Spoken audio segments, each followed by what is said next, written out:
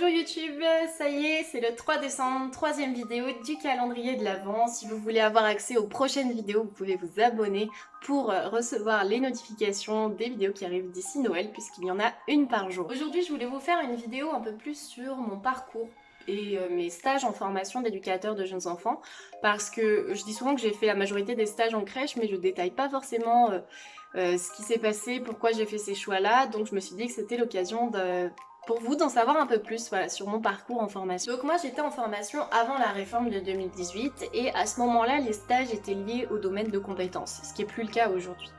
Donc en première année j'ai commencé avec un stage de 16 semaines lié au DC2. Donc c'était assez rare, souvent les DC2 ils étaient divisés en deux stages de 8 semaines.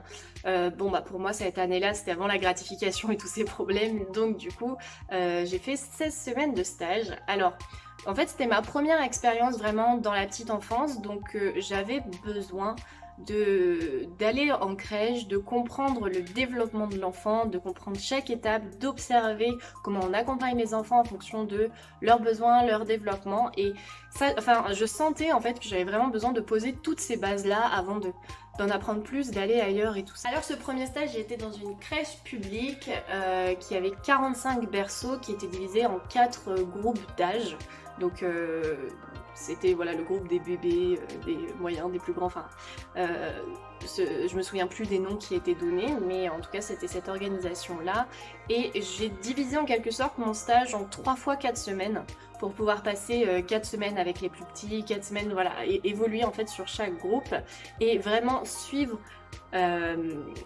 comprendre en fait le développement de l'enfant, les besoins des enfants, l'organisation des journées en fonction de leur développement, l'aménagement de l'espace et les questionnements d'équipe qui venaient en fonction des groupes d'âge, des organisations. J'avais vraiment besoin de poser toutes ces bases-là, donc j'ai été super contente de pouvoir l'organiser comme ça parce que c'est exactement ce que j'avais besoin et ce que je voulais. Donc j'ai pu participer aussi à des réunions d'équipe, comprendre voilà, les questionnements qu'on pouvait rencontrer en crèche et puis aussi les difficultés qu'il peut y avoir. J'avais commencé à écrire un dossier sur le DC3 même si c'était un stage DC2, mais du coup voilà, ça m'a permis de soulever pas mal de questions sur la petite enfance, comment ça s'organise, chose que je n'avais absolument aucune idée avant. Donc ce stage là il était hyper intéressant pour ça pour moi, mais c'était aussi le stage qui s'est le moins bien passé pour moi. J'étais alors pour plusieurs raisons hein, déjà premièrement dans ma vie perso à ce moment-là c'était pas un moment où j'étais en très grande forme, donc je sais que je me suis pas assez investie, je sais que j'étais pas que j'aurais pu faire mieux en fait, plus me questionner et tout ça, mais c'était un moment pour moi où j'avais, enfin voilà, j'étais un peu en transition, j'avais un peu de mal, donc c'est pas tombé au bon moment et je sais que voilà, ça c'est de ma faute. Aussi, il y avait l'éducatrice de jeunes enfants, il y en avait qu'une sur toute la crèche et elle a été en arrêt maladie pendant très longtemps, donc moi j'ai eu du mal à m'identifier en fait j'ai vraiment compris l'organisation en crèche, le rôle des autres métiers, de comment ça s'organisait et tout ça, mais j'ai eu du mal à identifier la posture spécifique de l'éducateur de jeunes enfants à ce moment-là. Donc voilà, ça m'a peut-être un petit peu manqué à ce moment-là. Aussi, c'était mon premier stage. Quasiment mon premier stage en général, donc j'ai eu un petit peu de mal avec la posture de stagiaire à la trouver, je savais pas comment faire, j'avais très envie de faire, très envie d'aider, mais du coup c'était pas la position forcément la plus adaptée à ce moment-là, surtout que bah, j'avais besoin d'abord d'acquérir des compétences avant de faire, donc aujourd'hui je sais avec le recul que c'est pas l'idéal. Et puis un an après ce stage, j'ai commencé à avoir une vision vraiment différente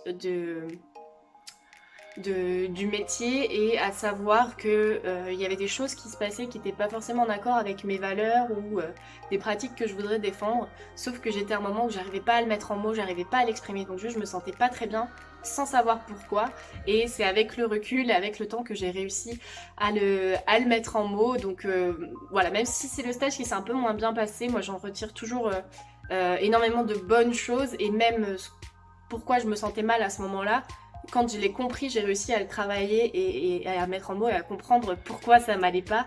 Donc ça m'a aussi aidé à forger mon identité. Donc tout ça, c'était mon stage en première année. Ensuite, arrivé en deuxième année, j'ai fait un deuxième stage qui, lui, était sur 11 semaines. Donc j'ai été dans une halte garderie itinérante, c'est-à-dire que c'était dans un milieu très rural, donc la halte garderie était 3 jours sur un bâtiment et 2 jours dans une autre commune sur un autre bâtiment. Donc c'était une organisation un petit peu particulière. Je crois que le nombre maximum d'enfants c'était 12 et 14, mais bon, voilà, plutôt une petite structure. Ce qui était vraiment génial ici, c'est que il y avait, donc c'était une structure qui était assez récente, il y avait peu d'enfants encore, les effectifs n'étaient pas pleins.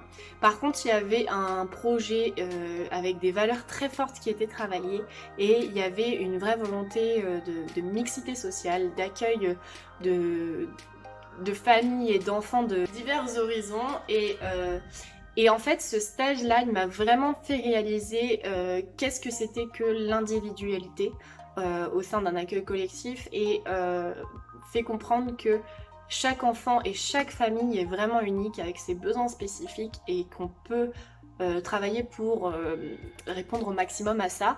Alors bien sûr avec des contraintes du collectif, mais ça a été une structure qui était vraiment axée sur le social et chose que j'avais pas autant vue avant. Et voilà, j'ai vu ça et ça m'a vraiment marqué et je me suis dit que je pense que là aussi ça m'a aidé à me forger mes valeurs et que ça prenne sens par rapport au terrain. Ce stage-là, ça a été aussi une petite secousse dans ma formation. Alors, faut savoir qu'en formation de JE, la majorité des gens rencontrent à un moment de leur formation une petite secousse, un petit moment de doute, de remise en question, mais c'est très bien en fait parce que c'est un moment où on a détruit certaines choses et on fait table rase pour reconstruire. Et là, moi, c'était pendant ce stage-là. Alors, vu que mon stage d'avant, j'avais un peu de mal à trouver ma posture, sur celui-là, au début, j'étais un petit peu pareil. Et voilà, il y a la petite secousse qui est arrivée qui a fait que j'ai commencé à m'investir différemment dans les stages, à changer ma posture. Et voilà, ça n'a pas été forcément toujours agréable puisque c'est un moment de remise en question et les retours en fait en formation, les allers-retours stage-formation à ce moment-là m'ont beaucoup aidé pour, avancer et je sais qu'en peu de temps, grâce à ça, j'ai fait un bond de géant sur ma posture, sur ce que je voulais, sur mon identité. Arrive en milieu de deuxième année d'éducateur de jeunes enfants, j'ai commencé mon stage long. Donc souvent le stage long c'est le dernier, moi c'était l'avant-dernier. C'est un stage qui a duré sur 9 mois. 9 mois de stage, on a le temps vraiment de s'investir dans un établissement, donc ça c'était vraiment chouette. Ce stage-là, il était sur une crèche associative qui avait une majorité de ses places en crèche d'entreprise. Ça veut dire que les entreprises réservent une place pour que les salariés puissent retourner au travail et que les parents aient vraiment une place en crèche assurée. Donc il y avait énormément de parents qui se connaissaient au travail en fait et qui avaient les enfants dans cette crèche-là, qui était en pleine zone industrielle, donc c'était vraiment à côté du lieu de travail des familles. Ce qui était un peu particulier, c'est qu'il y avait 84 berceaux, donc ça fait une très grosse structure, et parfois il y avait des journées où il y avait plus de 100 repas parce qu'il y a le droit à un pourcentage d'accueil un petit peu supérieur, donc je me souviens de jours où il y avait 103, 104 repas de préparés pour les enfants. Alors quand on voit comme ça, on se dit waouh, c'est une usine, c'est énorme, il y a énormément d'enfants. Et en fait, pas du tout. C'est là où le projet et les valeurs et l'engagement de chacun vient jouer parce que quand on était dans la crèche, on avait une impression, enfin voilà, comme s'il y avait 25 enfants en fait. C'était vivant, mais on se sentait pas dans une usine à bébés avec des milliards d'enfants. Il y avait des moyens qui étaient mis, il y avait un projet qui était là depuis 10 ans aussi, un projet d'itinérance ludique, ce qui permettait en fait d'ouvrir les portes des sections, des groupes, des lieux de vie, et les enfants pouvaient circuler et il y avait une grande valeur en fait d'autonomie. Les enfants étaient assez autonomes pour répondre à leurs propres besoins. S'ils avaient, enfin voilà, ils trouvaient dans l'espace, dans l'aménagement de l'espace, comment répondre à leurs besoins. Et en fait, il y avait peu de conflits, de morsures, de cris. parce que les enfants avaient ce qu'il leur fallait. Il y avait des moyens qui étaient mis en place, il y avait une organisation qui était assez carrée sur certains aspects, parce qu'effectivement avec autant d'enfants, autant de professionnels, il fallait avoir une organisation assez carrée, mais en tout cas il y avait une volonté de mettre un environnement riche en découvertes pour les enfants, vraiment adapté à leurs besoins. Et voilà, moi ça a été un stage qui m'a transcendée au niveau de mon identité professionnelle, qui m'a vraiment forgée sur mes valeurs et ce que je souhaitais dans ma vie professionnelle.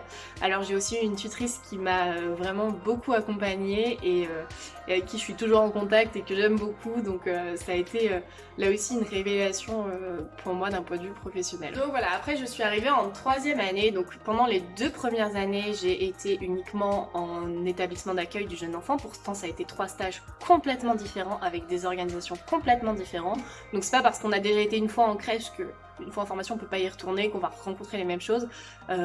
Pour ma part ça a vraiment pas du tout été le cas.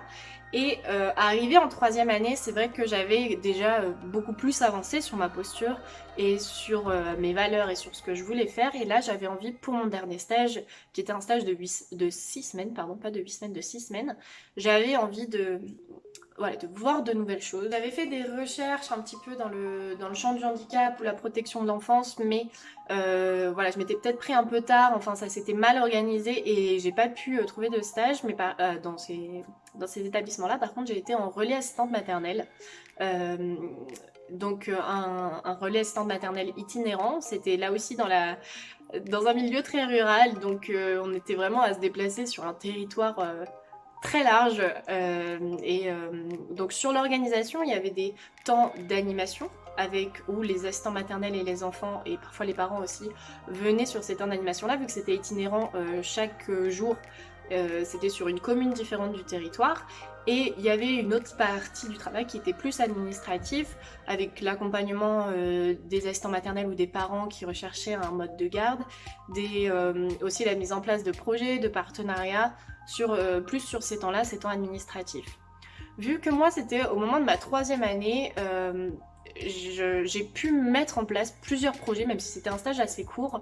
Ça a été riche parce que j'ai fait et j'ai mis en action, j'ai mis en pratique plusieurs choses en lien avec mes valeurs, en lien avec ce que je souhaitais faire. Donc ça a été super chouette. Là aussi ma tutrice elle m'a beaucoup accompagnée pour que je puisse faire tout ça. Et voilà. Là ce que j'ai vu, c'est aussi un rôle de l'EJE un petit peu différent, parce que moi ce qui me tient vraiment à cœur, c'est de défendre la qualité d'accueil de l'enfant. Et dans le RAM, j'étais plus sur une qualité d'accueil indirecte en quelque sorte, puisque j'accompagnais pas les enfants au quotidien. Je les voyais parfois sur des temps d'animation, mais c'est les assistants maternels qui les accueillent au quotidien. Et le rôle de l'EJE là, il était plus sur l'accompagnement des assistants maternels, l'accompagnement des parents qui eux sont en lien direct avec les enfants. Donc c'était un autre angle de vue. Et aussi ce que j'ai vu, c'est que par la formation d'éducateur de jeunes enfants et le métier, on a des compétences qui sont très très larges, et en fait en fonction des établissements où on va plus ou moins en solliciter certaines. Et sur le relais assistant maternel par exemple, c'était d'autres compétences qui étaient plus mises en avant, qu'on voit moins par exemple sur un poste de JE de terrain en crèche, par exemple sur la notion des partenariats. C'est beaucoup plus le quotidien en RAM que sur un poste de JE-terrain, même si bien sûr ça arrive aussi.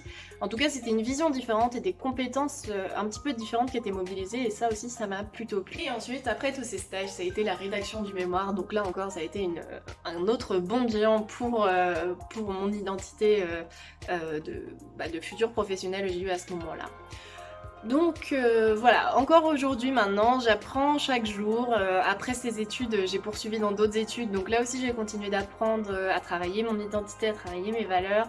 Pareil sur toutes mes expériences qui ont suivi, et encore aujourd'hui au quotidien sur le terrain. Donc la formation s'arrête peut-être sur le rythme formation-stage, mais en tout cas on est toujours en train de continuer à apprendre, à expérimenter de nouvelles choses, donc ça c'est super chouette par rapport au métier de JE. Si ce métier vous intéresse, si vous avez envie de rentrer en formation, j'ai créé un plan d'action en 5 étapes qui vous permet de vous préparer aux sélections d'admission depuis chez vous.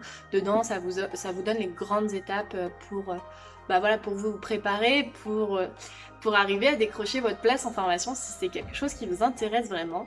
Et j'ai aussi créé une prépa en ligne qui, elle, va beaucoup plus en profondeur pour travailler les essentiels à savoir et vous aider à rédiger le dossier d'admission, à vous préparer aux oraux d'admission. Donc tout ça, ça se passe dans la prépa. Je vous mets toutes les informations dans la description. Et les inscriptions à la prépa se fermeront le 28 décembre. Donc après, ce sera plus possible d'y accéder. Voilà, moi je vous dis à demain pour la prochaine vidéo du calendrier de l'Avent, devenir éducateur de jeunes enfants.